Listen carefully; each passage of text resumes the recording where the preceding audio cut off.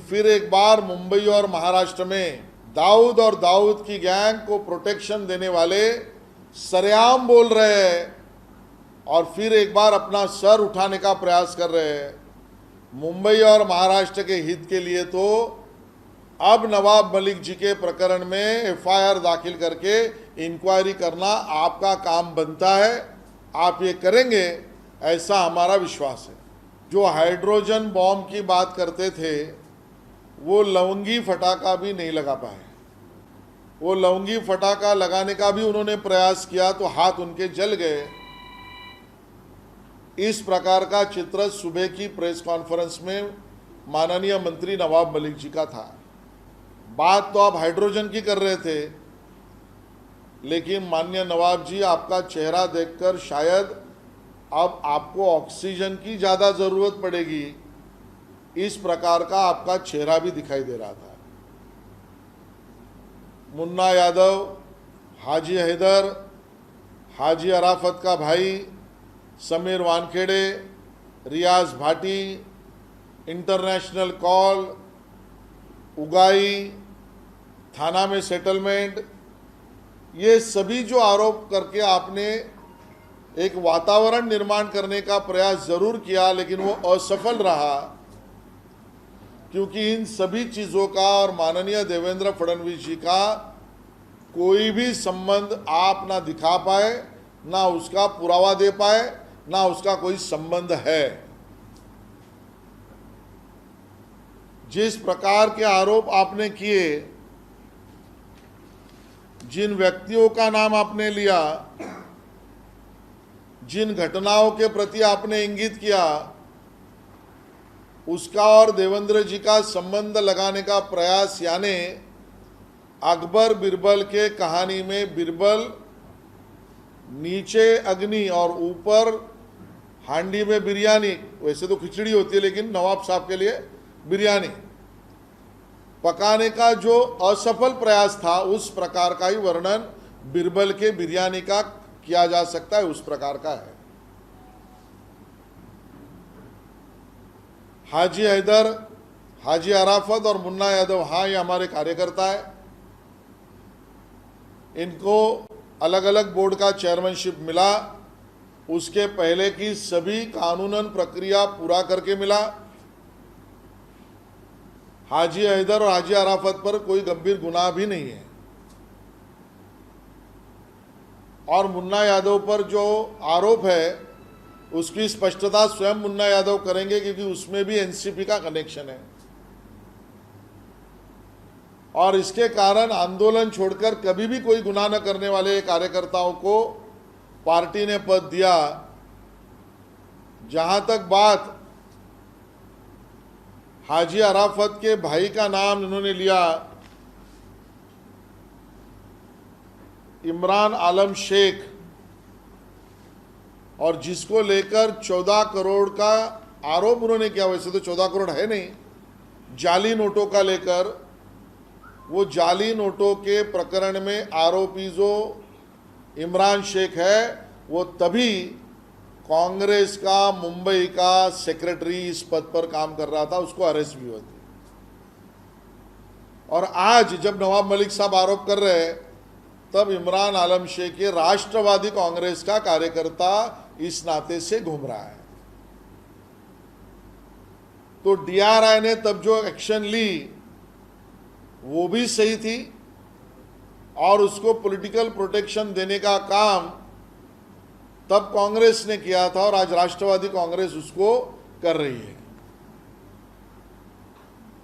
हाजी हैदर का बांग्लादेशी कनेक्शन तो छोड़ दीजिए, बंगाल भी नहीं और मुंबई में किसी इलाके में भी उनके ऊपर एनसीबी नहीं है, नॉन कॉग्नाइजेबल ऑफेंस भी नहीं है। वैसे हाजी हैदर स्वयं और हाजी अराफत स्वयं कुछ देर बाद इसके बारे में नवाब मलिक जी को मुंह तोड़ जवाब देने वाले हैं। जहां तक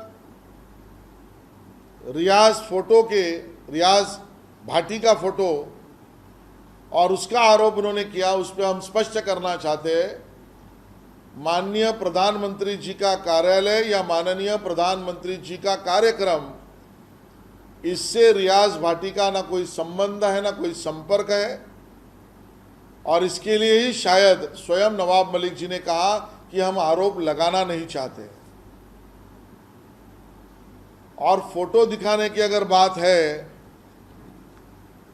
तो ऐसे कितने फोटो दिखाए जा सकते हैं। इस फोटो में रियाज भाटी किसके साथ खड़े हैं आप स्वयं देख सकते हैं। इस फोटो में वो रियाज भाटी राज्य के कौन से मंत्री के साथ खड़े हैं, जनता उससे जानकारी रखती है। इस फोटो में जन्मदिन की शुभकामनाएं कौन किसको दे रहा है, ये फोटो स्वयं स्पष्ट बताता है। इस फोटो में रियाज भाटी किसके साथ आनंद उठा रहे हैं, आप स्वयं इसको देख सकते हैं। कौन से खेल में कौन सा नेता साथ में चाहिए, ये रियाज भाटी ने स्वयं इस फोटो को उजागर करके दिखा दिया है। और कौन किसको क्या गिफ्ट दे रहा है, रियाज भाटी का ये फोटो स्वयं स्पष्ट है। लेकिन जाने दो, किसी भी बड़े नेता के साथ किसी ने फोटो निकाला तो उस नेता को बेवजह कंट्रोवर्सी में लाना यह भारतीय जनता पार्टी की परंपरा नहीं है। और इसके लिए फोटो स्वयं है। हम किसी के ऊपर आलोचना करने के पहले इससे खुद फोटो लेने वाले बचे, इस प्रकार की बात कहते हैं। जहां तक रियाज भाटी गायब हुआ है उस बारे में उन्होंने कहा, माननीय नवाब मलिक जी ने, इसके ऊपर हमारा गंभीर आरोप है। रियाज भाटी गायब हुआ है या रियाज भाटी को बचाया जा रहा है, गायब किया जा रहा है। राष्ट्रवादी कांग्रेस रियाज भाटी को कस्टडी में लाने से बचा रही है और गायब कर रही है, हमारा आरोप है। क्योंकि जो बातें सामने आई हैं इसमें रियाज भाटी का नाम, जो पुलिस अधिकारी वाजे वसूली करता था उसके एजेंटों के नाम आए, उसमें आया है। और इसके लिए रियाज भाटी अगर मुंबई पुलिस या केंद्रीय यंत्रणाओं के सामने आएगा तो वसूली के और प्रकरण खुल जाएंगे।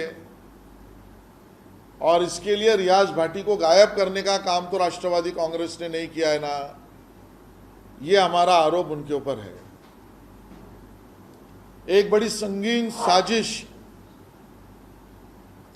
नवाब मलिक जी अल्पसंख्यक समुदाय के नेता, कार्यकर्ता या समाज के सम्माननीय लोगों पर कर रहे हैं। अल्पसंख्यक समाज के ही लोगों को बदनाम करो, नेस्तनाबूद करो, उनको रफा दफा करो, इसकी रोज कड़ी नवाब मलिक जी कर रहे हैं। आर्यन खान तकलीफ में आया नवाब मलिक जी के कारण, अभी शाहरुख खान को तकलीफ में लाने का काम रोज उठकर नवाब मलिक जी कर रहे हैं, सच सामने आएगा। कल परसों महाराष्ट्र के एक सम्मानीय मंत्री असलम शेख का नाम भी घिसट कर लाने का काम नवाब मलिक जी ने किया। स्वपक्ष के लोग कम पड़े, इसके लिए अभी भारतीय जनता पार्टी के विरोधी पक्ष के हाजी अराफत और हाजी हैदर को बदनाम करने का काम नवाब मलिक जी कर रहे हैं। अल्पसंख्यक समाज इसकी जानकारी ले और अल्पसंख्यक समाज को बदनाम करने का काम राष्ट्रवादी कांग्रेस और नवाब मलिक कर रहे हैं। आज तो और एक बचकानी बात माननीय नवाब मलिक जी ने की और करप्शन की नई डेफिनेशन और व्याख्या उन्होंने बताई। अच्छा, ये व्याख्या कौन बता रहे हैं, डेफिनेशन कौन बता रहे हैं? जस्टिस पीबी सामंत के कमीशन के रिपोर्ट ने, जो रिपोर्ट तत्कालीन सरकार ने मान्य कर लिया, उसमें माननीय नवाब मलिक जी को स्वयं भ्रष्ट और करप्ट घोषित किया गया। वो नवाब मलिक जी नई व्याख्या बना रहे हैं। एक्ट ऑफ कमीशन और act of omission both is a corruption, justice P B Samant का रिपोर्ट कहता है। देने वाला और लेने वाला दोनों ही करप्शन को बढ़ाने वाले हैं। ये खुलेआम सुस्पष्ट डेफिनेशन में है। बावजूद उसके गोसावी के प्रकरण में वो नई डेफिनेशन पैदा करके शाहरुख खान को तकलीफ में लाने का काम कर रहे हैं।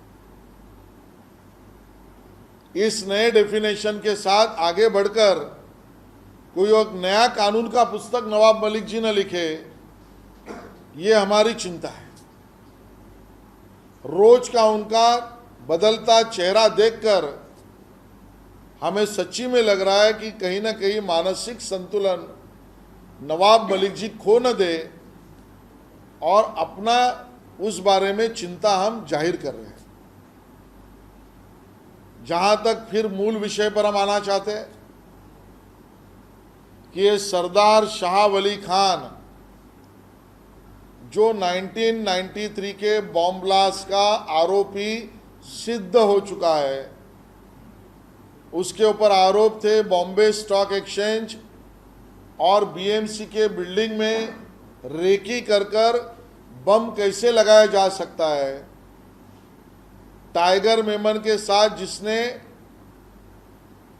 ट्रेनिंग लेकर इस प्रकार का बड़ा गुनाह भारत के खिलाफ किया, ऐसा आरोप सिद्ध हो चुका है। और आरडीएक्स जिसने स्वयं अलग अलग व्हीकल्स में लोड किया, यह आरोप सिद्ध हो चुका। उस सरदार शाह वली खान से नवाब मलिक साहब आपका क्या संबंध, हमारा पहला आरोप है। उसकी प्रॉपर्टी खरीदने का आर्थिक व्यवहार वो 1993 से आज 2021 तक जेल में है, तो भी 2005 में आपने उससे आर्थिक व्यवहार क्यों किया, कैसे किया, क्या उसके पीछे का हेतु था, वो आप स्पष्ट करें। जो 1993 से 2005 तक जेल में है, उससे एग्रीमेंट करने नवाब मलिक साहब आप जेल में गए या उसको जेल से इलीगली बाहर लाया, इसकी भी जानकारी आप जनता को दें। उससे आर्थिक व्यवहार जिस अकाउंट पर किया, जेलों में बैठकर बॉम्ब ब्लास्ट के केस में जो आरोपी सिद्ध है, उसने उस पैसे से और गुनाह किया क्या, नवाब मलिक जी आपको उसकी जानकारी है, आप उसके बारे में जानकारी दें। जो दूसरा आरोपी है मोहम्मद सलीम पटेल, जो दाऊद की बहन हसीना पारकर का frontman, driver, power of attorney holder है। 2005 के पहले अलग अलग गुनाह पे उसके आरोप तो और इंक्वायरी तो चली रही थी। 2007 में बाद में अरेस्ट भी हुआ। उससे आपने आर्थिक व्यवहार जानबूझकर क्यों किया? सलीम पटेल आपको पहले से जानता था क्या? और जो पैसा आपने सलीम पटेल को दिया, उसमें ब्लैक मनी का भी एक्सचेंज हुआ है क्या? आरोपों का जवाब नवाब मलिक जी आपको देना पड़ेगा। आगे चलकर उसी ब्लैक मनी से जो मोहम्मद सलीम पटेल या सरदार शाह वली खान, इनसे शायद आपने किया, और वही पैसा और आगे चलकर जो अलग अलग बॉम्ब ब्लास्ट हुए उसमें तो यूज नहीं हुआ ना। सवाल का जवाब आपको उससे देना पड़ेगा। इस प्रकार से सरदार शाह वली खान जो वॉचमैन था, उसने 7/12 पर नाम लाया, ओनरशिप का डॉक्यूमेंट पैदा किया जेल में रहकर। उसके लिए तत्कालीन कांग्रेस और राष्ट्रवादी कांग्रेस के सरकार ने या उनके मंत्रियों ने सरदार शाह वली को मदद की थी क्या? उसका उत्तर भी नवाब मलिक जी आपको देना पड़ेगा। और इसके लिए मामला संगीन है, गहरा है। इस मामले से नवाब मलिक आप खुद को बचा नहीं सकते। आपने स्वयं कल भी और आज भी कबूल कबूल कबूल ये कहकर कबूलीनामा दिया है। अब हमारी विनती वापिस महाराष्ट्र के मुख्यमंत्री शिवसेना के सुप्रीमो से है, ठीक है, आपका और हमारा नहीं जमा, छोड़ दो। ये बात भी सच है कि आपने हमसे धोखा कर दूसरे के साथ सरकार बनाई। आज वो विषय हम छोड़ देते हैं। शिवसेना ने हिंदुत्व को छोड़ दिया, आज उसके ऊपर टिप्पणी नहीं करते हैं। लेकिन हमें मानते हैं आज भी आप देशभक्तों की टोली है। राजनीतिक हमारा नहीं जमेगा, बाजू में रख दो, लेकिन फिर एक बार मुंबई और महाराष्ट्र में दाऊद और दाऊद की गैंग को प्रोटेक्शन देने वाले सरेआम बोल रहे हैं और फिर एक बार अपना सर उठाने का प्रयास कर रहे हैं। मुंबई और महाराष्ट्र के हित के लिए तो अब नवाब मलिक जी के प्रकरण में एफआईआर दाखिल करके इंक्वायरी करना आपका काम बनता है।